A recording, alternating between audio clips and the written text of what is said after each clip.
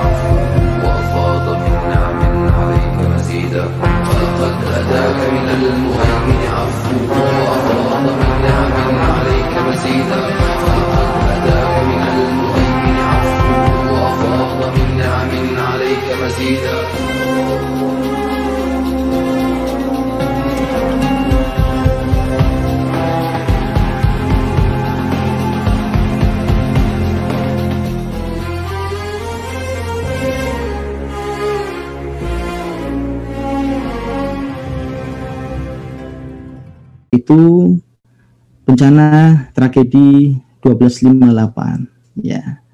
Apa sih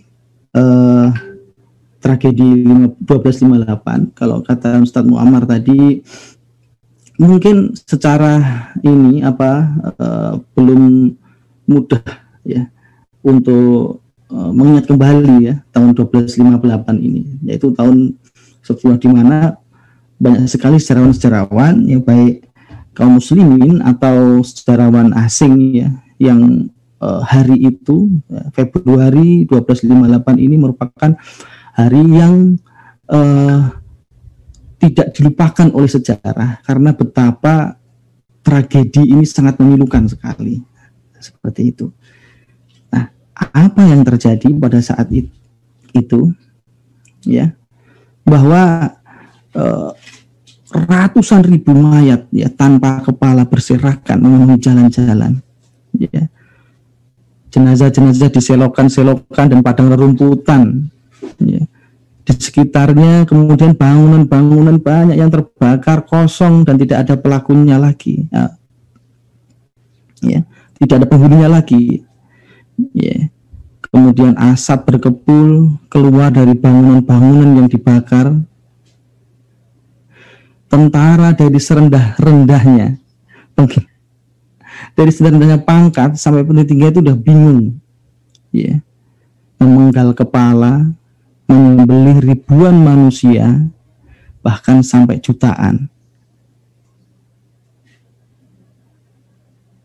dan kemudian memisahkan ya, kepala-kepala tersebut, hasil sembelihan tersebut, laki-laki, perempuan, anak-anak, dipisahkan dari satu yang sampai dengan yang lain. Sungai Dajlah dan Tigris berubah menjadi hitam disebabkan karena tinta-tinta dari jutaan buku yang dilemparkan ke sungainya, bercampur dengan darah, bercampur dengan ribuan mayat-mayat yang mengapung di atasnya.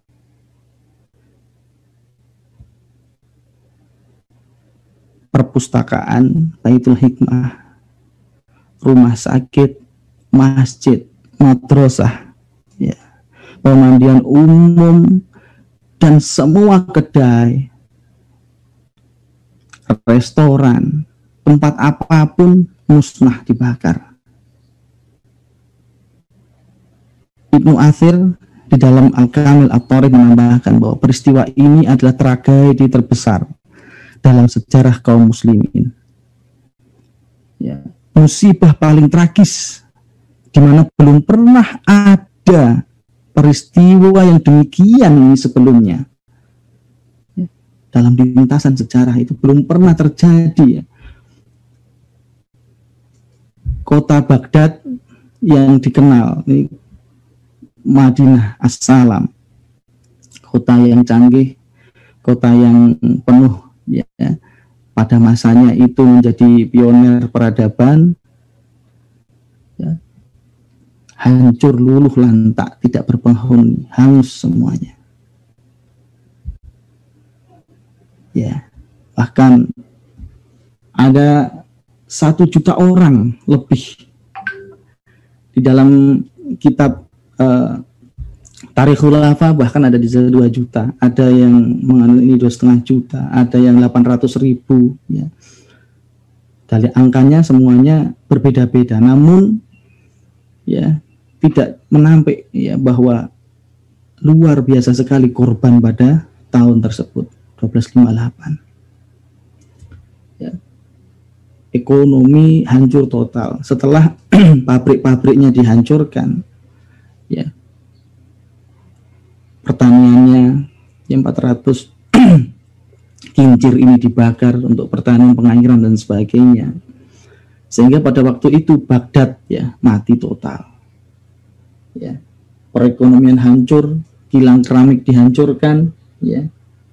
Pusat-pusat perekonomian luluh lantak semuanya.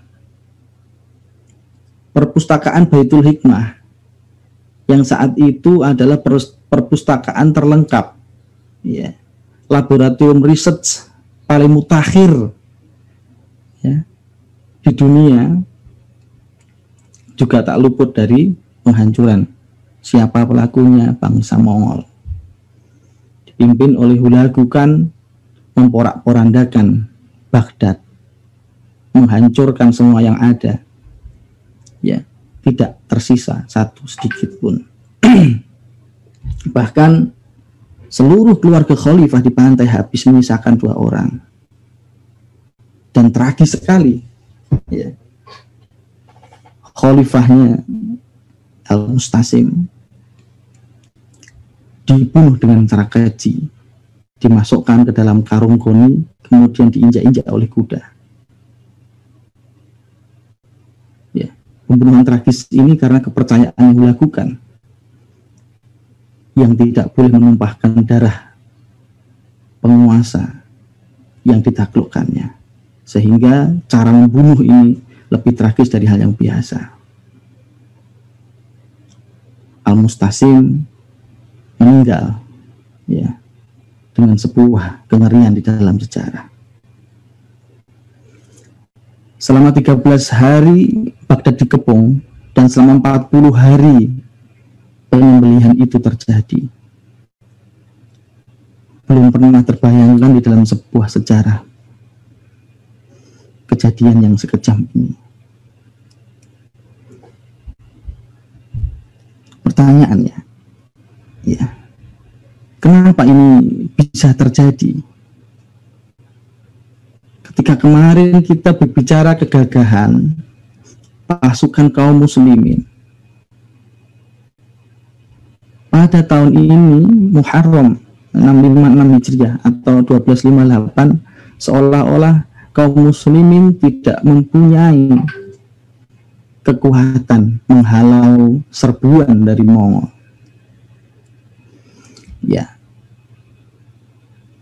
karena kaum muslimin saat itu berada pada jurang kerapuhan, sehingga Mongol itu sangat mudah sekali mengeksekusi. Ya, Mongol itu cuma mengeksekusi eksekutornya. Yang pada saat itu memang kaum muslimin ya berada di sebuah ujung dari peradaban. Oke, kenapa bisa terjadi? Kita akan flashback dulu, ya. Bani Umayyah ya berkuasa menggantikan Khalifah Rashidah, ya, tahun 661 Masehi sampai 750 Masehi.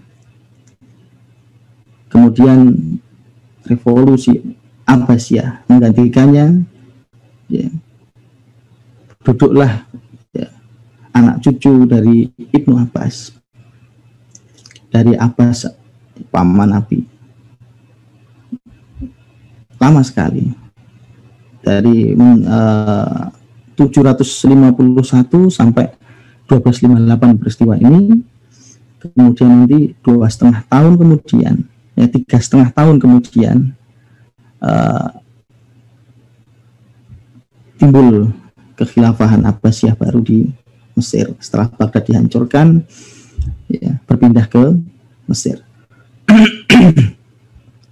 Kalau kita kenal Bani Umayyah ya kemarin, bahwa di dalam ya hampir 90 tahun lebih ini masa kekuasaan Bani Umayyah diisi dengan penaklukan, perluasan ya Islam, sehingga di tangan Bani Umayyah ini Islam menjadi agama yang universal, yang dipeluk bukan hanya orang Arab, dipeluk oleh orang-orang Eropa, dipeluk oleh orang-orang Berber, dipeluk oleh orang-orang hitam putih, dipeluk oleh orang-orang India, dipeluk oleh orang-orang Persia, dipeluk oleh orang-orang Romawi, sehingga Islam itu benar-benar menjadi sebuah agama alam, agama universal, agama yang menyentuh ke pelosok penjuru dunia. Nah, kemudian berganti ya kekuasaan dengan Bani Abbasiyah ini. Bani Abbasiyah fokus kepada setelah dikuasai oleh Bani Umayyah tadi, mulailah integrasi, ya, asimilasi, ya, proses interaksi agama dengan peradaban-peradaban yang pernah ditaklukkan tersebut. Nah, kemudian dari sinilah kemudian Islam itu semakin mengakar ya di daerah-daerah yang telah ditaklukkan tadi. Maka di masa Bani Abbasiyah inilah kemudian kegemilangan ya Islam itu pada puncaknya. Kegemilangan Golden Age ya. Islam menjadi sebuah pemimpin dari peradaban di dunia yang beratus-ratus tahun ya. Kemudian menghasilkan sesuatu yang ilmu yang bermanfaat dan sebagainya. Di masa inilah mulai ya Islam itu mendapatkan masa keemasannya, ya, terutama masa keemasannya itu berada di tangan Harun ar-Rasyid. Ya, inilah puncak yang dikatakan oleh sejarawan bahwa di masa Harun ar-Rasyid ini adalah masa kegemilangan, puncaknya Islam. Ya, di mana para ahlul hadis di sini masa-masanya Imam Bukhari, masa-masanya Imam Muhammad dan sebagainya ya di masa-masa Abbasiyah. Nah, di masa Harun ar-Rasyid inilah banyak sekali penemuan-penemuan atau sesuatu hal kebaruan yang di dalam kaum muslimin sehingga menjadi pilar-pilar peradaban. Kemudian Harun ar-Rasyid diteruskan ya oleh Al-Ma'mun ya putranya. Ini sosok Al-Ma'mun lah kemudian ini saya poin-poin khalifah-khalifah yang paling terkenal dulu ya, di masa fase pertama ini, yaitu fase kejayaan Islam 751 sampai 861 Masehi.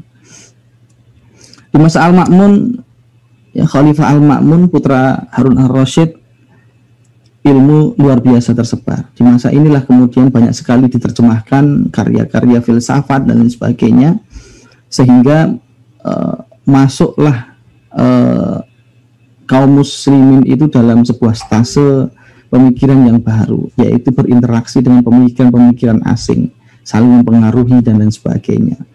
Di masa inilah filsafat begitu kental dibicarakan, diperdebatkan, ya, yang kemudian membuat fitnah tersendiri. Salah satunya adalah di masa Al-Ma'mun inilah kemudian diadopsi. Al-Quran itu makhluk ya, kalamullah ya, Al-Quran yang kalamullah ini diadopsi menjadi makhluk dan diadopsi menjadi pemikiran negara pada waktu itu ya. Konsekuensinya adalah pandangan bahwa Al-Quran itu makhluk ini nanti akan bersifat relatif ya, karena makhluk ya tidak abadi ya, yang dipengaruhi kemudian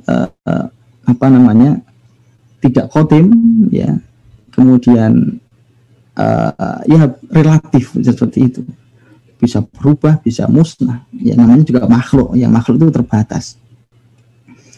Nah, Al-Ma'mun kemudian ketika merasa ajalnya datang, kemudian mengganti khalifah dengan Al-Mu'tasim, itu juga berwasiat ya, bahwa pesannya itu bahwa Al-Quran makhluk ini didakwahkan ke seluruh penjuru kekhilafahan sehingga menjadi orang-orang itu berpemahaman seperti ini. Maka khalifah ya berikutnya itu Mu'tasim inilah yang kemudian menjadi penyebar pemikiran Mu'tazilah ini. Padahal Mu'tasim ini adalah salah satu di antara anak-anak Harun ar-Rasyid itu yang paling kurang secara kecerdasan ya, bahkan banyak yang menjelaskan bahwa ini baca tulis pun agak gradul ya, bahasa Jawanya seperti itu. Karena apa? Karena Mu'tasim ini memang sosok khalifah yang keunggulannya itu di fisiknya ya, badannya besar, tegap ya, pandai berperang ya. Karena itu pernah terjadi dalam sebuah sejarah bahwa ada seorang wanita Hashim atau Bani Hashim itu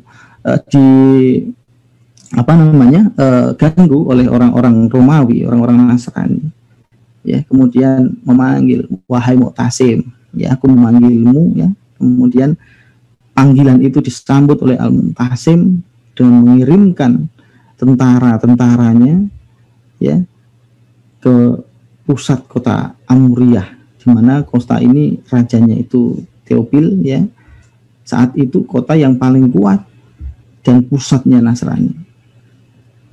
Al-Mu'tasim di sini. Di masa Al-Mu'tasim lah kemudian konfliknya dengan Imam Ahmad bin Hambal yang kemudian di masa akhir hidupnya ini yang paling disesali oleh Al-Mu'tasim ya. Nah, fitnah-fitnah itu ya berakhir nantinya di masa Al-Mutawakkil ya, mencabut keputusan adopsi dari cabang akidah ini di negara dan membebaskan kaum muslimin ya untuk memeluk seperti apa akidahnya. Nah, di masa itulah kemudian yang terakhir dari kegemilangan kaum muslimin ya.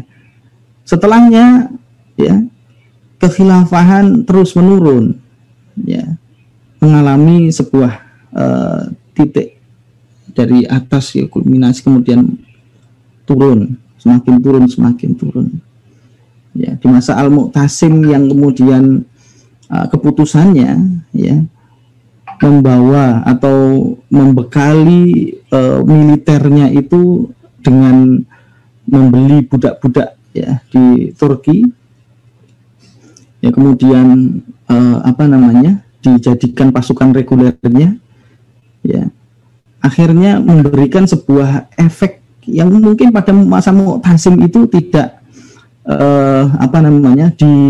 diperkirakan ya. Dikenal pada waktu itu suku Turki inilah yang merupakan sebuah suku yang secara natural ya, secara granted, secara talentanya itu memang talenta perang, pandai berperang dan sebagainya. Bahkan budak-budaknya pun pandai berperang, pandai memanah dan sebagainya. Akhirnya itu direkrut oleh Al-Mu'tasim ya, memperkuat pasukan-pasukan yang semakin kuat. Akan tetapi di masa-masa selanjutnya, karena ini menjadi pasukan reguler, kemudian adalah namanya karir ya di dalam militer tersebut. Orang-orang yang dibeli oleh Mu'tasim ya, yang direkrut oleh Mu'tasim, orang-orang Turki ini kemudian menduduki posisi-posisi militer yang strategis, ya, yang nantinya ini salah satu menjadi penyebab merosot tajamnya ya kekhilafahan pada waktu itu, yaitu sampai kepada mereka orang-orang Turki ini menjadi panglima perang yang akhirnya menjadi sebuah belati bermata dua, ya. Pada masanya nanti setelah Mutawakil, Mutansir, kemudian ya orang-orang Turki inilah yang kemudian menyetir kekhilafahan sampai kepada titiknya itu sampai kepada dialah yang orang-orang panglima inilah yang menentukan siapa khalifahnya. Kalau nggak suka dibunuh, ya, ganti khalifah yang baru dan sebagainya. Inilah yang menjadi penyebab pertama.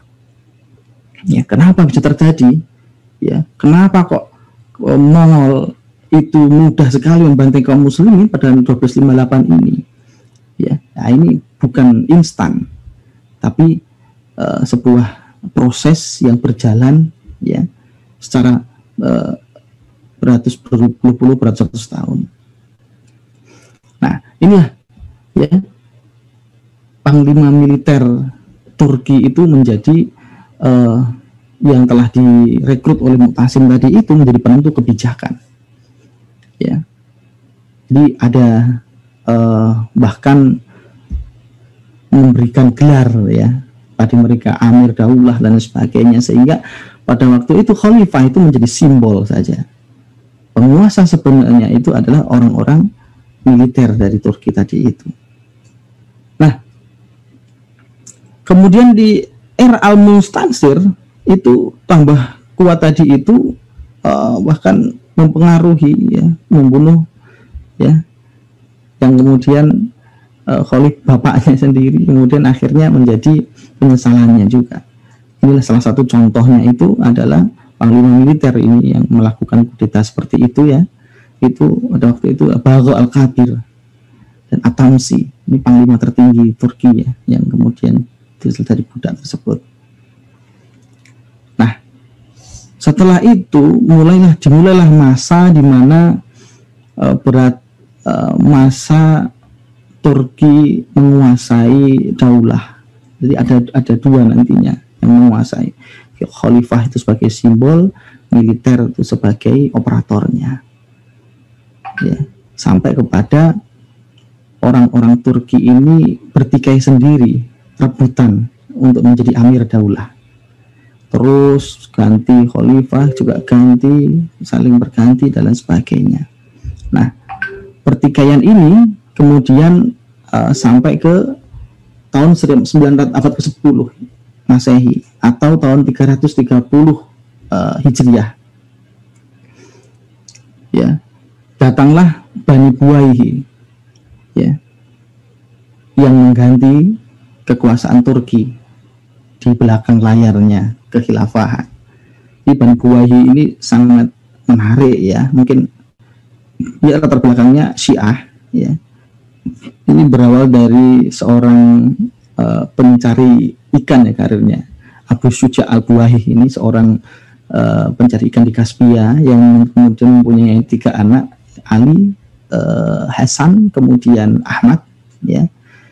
Yang dimana dia itu untuk mengubah kehidupannya mendaftar kepada karir militer. Prestasinya luar biasa. Sampai kepada Ali, Hasan, dan Ahmad ini mempunyai wilayah sendiri, nanti diangkat jadi wali kota, gubernur, dan sebagainya, sehingga melebarkan sayapnya sampai ke mempengaruhi Baghdad pada waktu itu. Nah, ini betapa besarnya ya. Terus menerus ya, kekhilafahan dikuasai oleh Bani Buwayhi. Nah, masih ada khalifah, namun operatornya ini adalah Bani Buwayhi, ini turun temurun, anak-anaknya yang menguasai, ada khalifah. Dialah juga yang mengangkat ya khalifah. Jadi ada yang namanya istilah Rukunuddin, Izamuddin. Itu apa? Yaitu mu'izud daulah, ya, artinya menjadi apa namanya, CEO-nya, ya, yang mengoperasikan daulah tersebut, orang-orang buwaih ini, ya. Nah, inilah kemudian sampai kepada di mana bangkitnya Bani Seljuk, ya, pada saat Khalifah Al-Qaim itu meminta bantuan untuk menyingkirkan orang-orang Buwaih ini, Bani Buwaih di pemerintahan Abbasiyah. Datanglah, ya, Tughril Bek, ya, menjadi seorang. Tughril Bek ini pendiri Seljuk, ya, Turki Seljuk, ya, orang-orang pertama sultan di Bani Seljuk, yang kemudian diundang ke apa namanya, Baghdad, ya, untuk mengambil alih, sebenarnya untuk meminta bantuan, tapi nanti akhirnya sama saja, ya, akhirnya sama saja. Anak cucunya Tughril Bek inilah yang kemudian menjadi operator kekhilafahan, khalifahnya sebagai simbol, ya. Nah, ini sejarah, ya, ingatkan bahwa kita ini membicarakan sejarah manusia, ya, di mana di dalam frame berpikir bahwa sejarah itu, ya, bukan sumber hukum, sejarah itu, ya, sebuah lintasan, ya, manusia pernah hidup dan dituliskan seperti itu aja, ya, yang dari situ menjadi objek dari hukum, bukan menjadi sumber dari hukum, tapi kita hukumi bahwa seperti itu sejarah. Dan sejarahnya khilafah itu, ya, khilafah basyariyah, ya, khilafah yang dijalankan oleh manusia yang nanti pasti akan penuh intrik, penuh dosa, seperti itu. Nah, setelah era Bani Seljuk inilah kemudian nyebut ada sultan, ya, ada khalifah, ya, operatornya itu sultan, jadi khalifah itu sebagai, ya, simbol, ya. Kalau sampai sekarang mungkin ada raja, ada perdana menteri yang seperti itu. Nah, mulailah kemudian sultan-sultan dari Bani Seljuk yang berkuasa di kekhilafahan. Kita kenal mungkin, ya, Alp Arslan misalnya. Ini adalah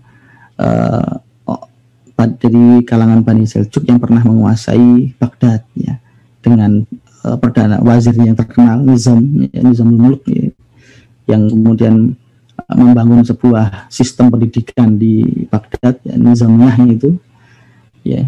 Jadi walaupun ini, ya, antara politik ini kemudian dengan peradaban itu maju, tetap masa di situ, masa yang penuh dengan apa namanya, ya, masa-masa keadilan dan sebagainya, tapi ada intrik-intrik di sana, ya.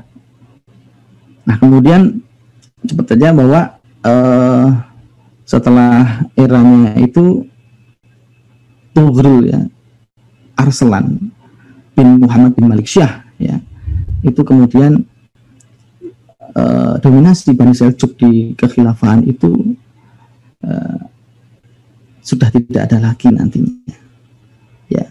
Itu berada, ya, di sekitar tahun 1194 lah, ya, sekitar abad ke-6 Hijriah, ya, kan Bani Seljuk kalah dengan Khawarizmi, ya, Khawarizmi Syah, ya, yang kemudian membesar, ya, kemudian gantilah orang-orang yang berkuasa ini, ya. Nah, itu salah satu penyebab dari mundurnya kekhilafahan pada waktu itu. Yang kedua adalah terpecah belahnya, ya, kaum muslimin menjadi negara-negara kecil yang autonomus, ya, artinya semi merdeka, dengan kebijakan sendiri, cuma mengakui bahwa masih ada khalifah, seperti itu, ya, posisinya mengakui khalifah masih disebut, ya, di daerahnya, tapi menyertakan penguasa-penguasa daerah-daerah tersebut. Perpecahan, ya, antara bangsa-bangsa itu mendirikan kesultanannya sendiri-sendiri, ya. Nah, ini berdasarkan bangsa-bangsanya. Awalnya memang mereka ini gubernur, gitu, ya, kemudian terlalu lama berkuasa, akhirnya menjadi tokoh yang kuat di sana, berpengaruh di sana, ya. Akhirnya anak cucunya yang nantinya menjadi penerus-penerusnya di gubernur itu. Nah, di masa ketika Baghdad itu dikuasai oleh bangsa-bangsa, artinya tidak berkuasa mengontrol dirinya sendiri, ya, akhirnya gubernur atau wali-wali ini berlepas diri, ya, menjadi daerah yang otonom, ya, cuma pengakuan saja kepada khalifah ini. Sangat banyak sekali pada waktu itu, ya, bisa disaksikan di situ wilayah-wilayahnya terbagi-bagi, ya. Nah, ini contoh misalnya dinasti Tahiriyah, ya. Ini Tahiriyah ini didirikan oleh Tahir bin Husain, ya. Awalnya seorang jenderal yang memang mengabdi, ya, kepada kekhilafahan, ya. Namun ketika beranak pinak di sana menjadi dinasti tersendiri, ya, di Khurasan. Kemudian ada di Bani Safariyah, ya, Kesultanan Safariyah. Nah, ini yang berdirinya adalah Yakub Ibnu Laith As-Safar. Awalnya dia itu menarik, ya. Safari ini adalah seorang tukang tembaga yang kemudian pindah ke kota Zaranj, karir menjadi tentara berprestasi, ya, akhirnya jadi memperoleh kedudukan sampai kepada gubernur. Akhirnya menjadikan dia itu dinasti. Kemudian ada dinasti Samaniyah, ya, Kesultanan Samaniyah, ya, didirikan oleh Ismail Samani, ya, menyatukan negara-negara Samani. Kemudian akhirnya nanti Transoksiana, ya, Bukhara, Samarkand ini menjadi kekuasaan oleh Samaniyah ini, ya, sekitar abad ke-10 Hijriah. Kemudian ada orang-orang Turki yang tadi, ya, jadi selain dia mengontrol pusat, ada militer-militer Turki yang berpengaruh, ya, atau mempunyai karir yang bagus, kemudian ditunjuk jadi gubernur. Contohnya ini turunnya ini, ya, Ahmad bin Tulun, ya, salah Mamluk juga, ya, orang militer Turki budak yang akhirnya di Mesir itu kemudian mendirikan sendiri daerah otonom, diteruskan nanti oleh Iqsidiyah, ini Muhammad bin Tur al-Iqsid, ya, itu.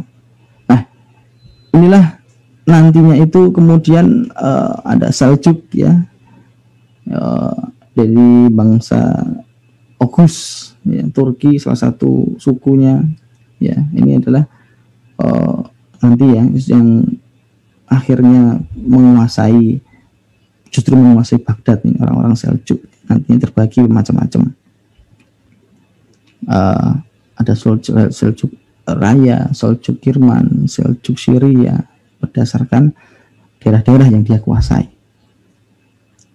Nah, ini di bangsa Turki, Kurdi, ya, yang terkenal mungkin Ayyubiyah, ya, Salahuddin al-Ayyubi, yang kemudian bisa mengusir tentara salib di Palestina. Nah, ini mendirikan kesultanan sendiri, yaitu Kesultanan Ayyubiyah. Namun nanti melalui anaknya, ya, Salih bin Ayyub itu kemudian menjadi sultan terakhir Ayyubiyah, nanti diganti Kesultanan Mamluk yang baru 1250. Nah, nanti ini menjadi aktor pendiri kekhilafahan yang kedua setelah tragedi Baghdad ini. Ya, Mamluk yang di Mesir didirikan oleh seorang bekas istrinya sultan terakhir Salih bin Ayyub, yaitu sultanah, ya, yang walaupun cuma berkuasa 80 hari karena orang-orang pada waktu itu sudah memang menganggap, ya, secara umum bahwa penguasa itu nggak boleh perempuan. Akhirnya dikritik dan sebagainya. Akhirnya Sultanah As-Sujar Ad-Dur ini, ya, bekas budak dan yang dijadikan istri ini menikahi salah satu komandan ya, Mamluknya, yaitu Aibak. Ya. Nanti sejarah kemudian akhirnya Aibak ini diganti oleh Saifuddin Qutuz, ya, yang nantinya ada peristiwa besar lah dengan Saifuddin Qutuz itu, yaitu perang Ainul Jalud. Nah, ini perpecahan di kalangan kaum muslimin yang menjadi terpecah-pecah ya menjadi negara-negara kecil, sehingga praktis yang under control kekhilafahan ya itu cuma Baghdad doang ya. Kalau itu Baghdad dan wilayah Baghdad saja yang kemudian secara full dikontrol oleh kekhilafahan Abbasiyah. Nah, itulah yang luar biasa ya, sehingga ketika Mongol datang menyerbu Baghdad itu seolah-olah sudah bukan merupakan persoalan mereka ya. Mereka cuma mempersiapkan diri kalau misalnya Mongol itu sampai kepada kekuasaan mereka saja, mikirnya cuma kayak gitu. Nah, itu penyebab kedua dari mudahnya serangan Mongol membantai Baghdad tadi itu adalah terpecah belahnya kaum muslimin ya. Kemudian penyebab ketiga yaitu pengkhianatan, yaitu orang-orang muslim sendirilah yang kemudian menjadi bagian dari musuh ya. Nah, mungkin pengkhianatan ini artinya mereka menjadi bagian dari penjajah ya, yang memusuhi kaum muslim. Yang pertama yaitu Al-Qaim ya. Al-Qaimi ini adalah seorang Syiah ya, Ismailiyah ya, yang memang keluarganya juga mempunyai Kesultanan Fatimiyah ya. Ini saat itu menjadi ya, berkarir di Kesultanan Kekhilafan Abbasiyah dan menjadi Perdana Menterinya Al-Mustasim. Al-Mustasim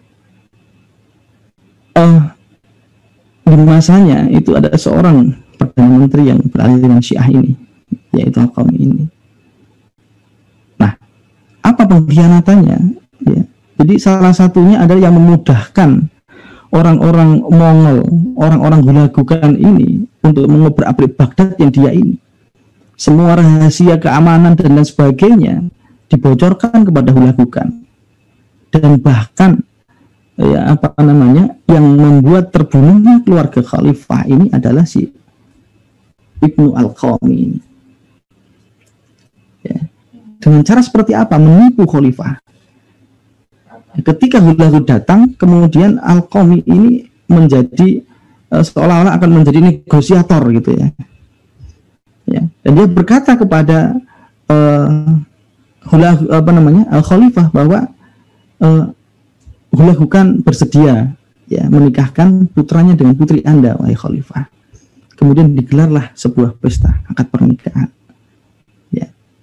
Ini cerita ini ditulis di Tarikh Khulafa ya, bahwa ada sebuah pesta yang diadakan oleh Al-Qaimi ini, sehingga orang-orang istana ya, prajurit-prajurit yang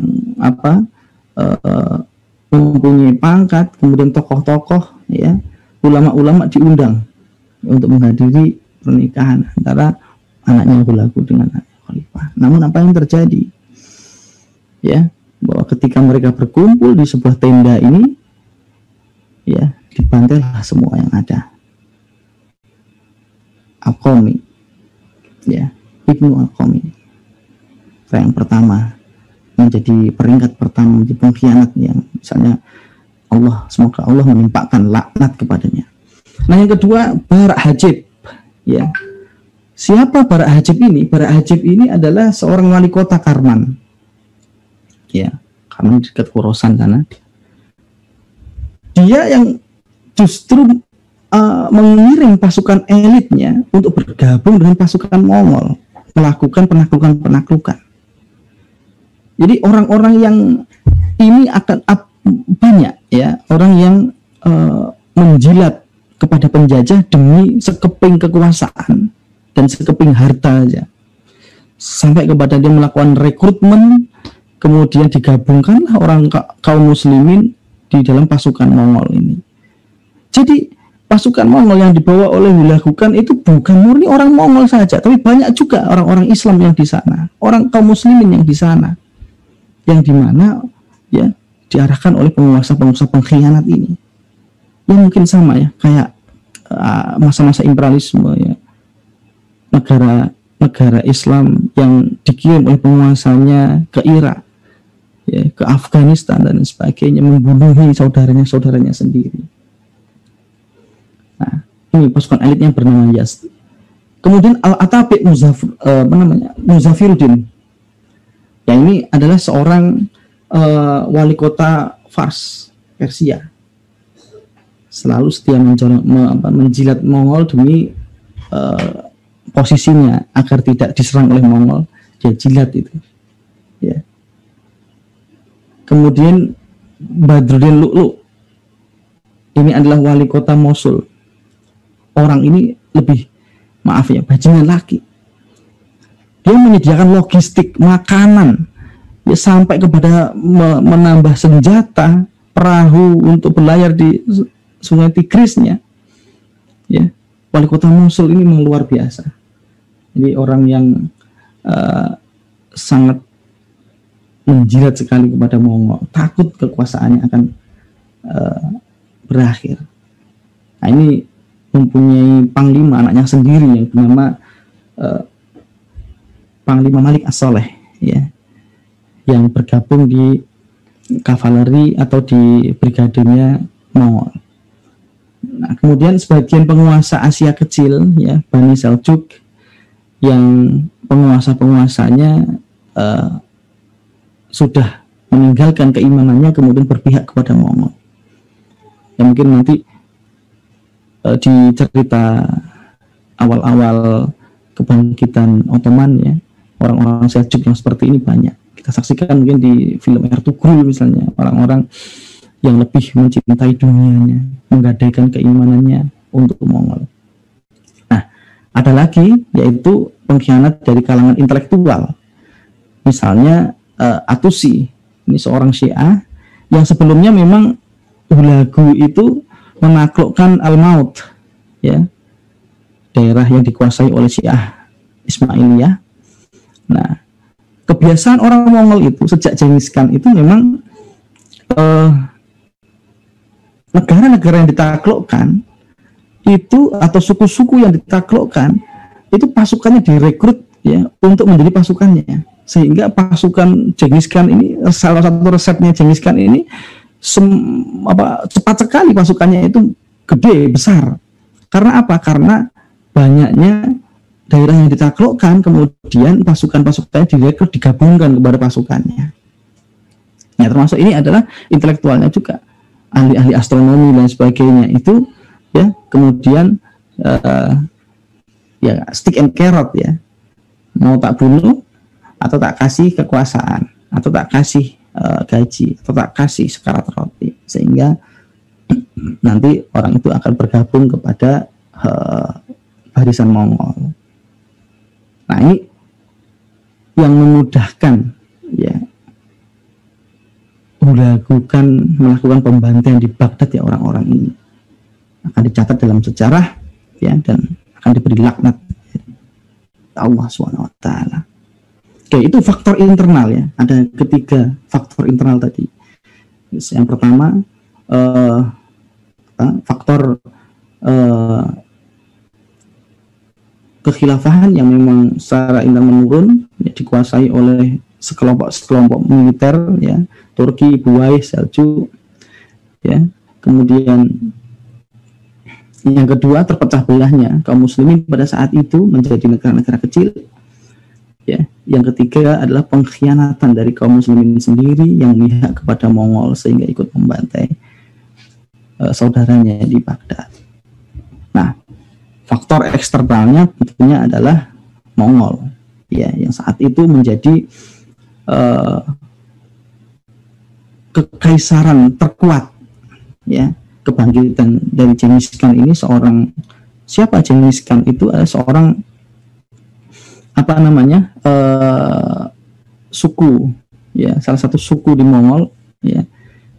Nama asli Genghis Khan ini adalah Temujin, ya, yang kemudian kalau di biografinya dikisahkan bahwa pada awalnya ketika bapaknya dibunuh oleh suku saingannya, ya, kemudian yang seharusnya dia jadi pemimpin suku itu diambil alih oleh anak buah bapaknya yang berkhianat, ya.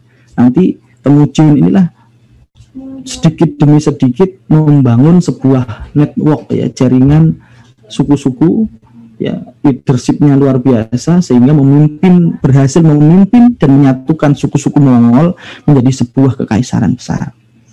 Nah, dari Genghis Khan inilah kemudian lahir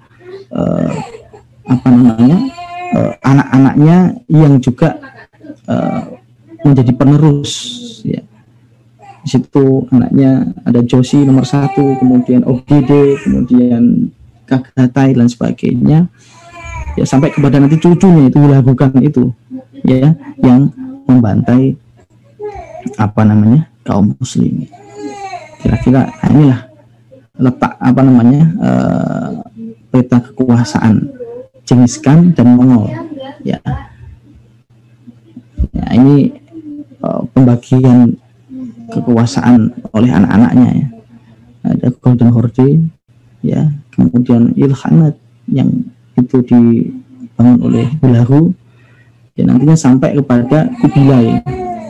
Kubilai kan inilah yang menjadi yang bangun dinasti Yuan di Cina, yang nantinya itu invasi Kubilai Khan itu sampai ke Jawa, ya, yang nanti menjadi penyebab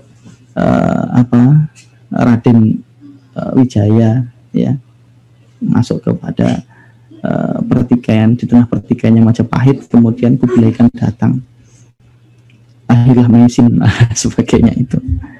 Nah, inilah kampanye dari Hulagu Khan, ya, yang kemudian menaklukkan, membangun Ilkhanate, ya, yang menaklukkan daerah-daerah kaum muslimin, ya, yang nantinya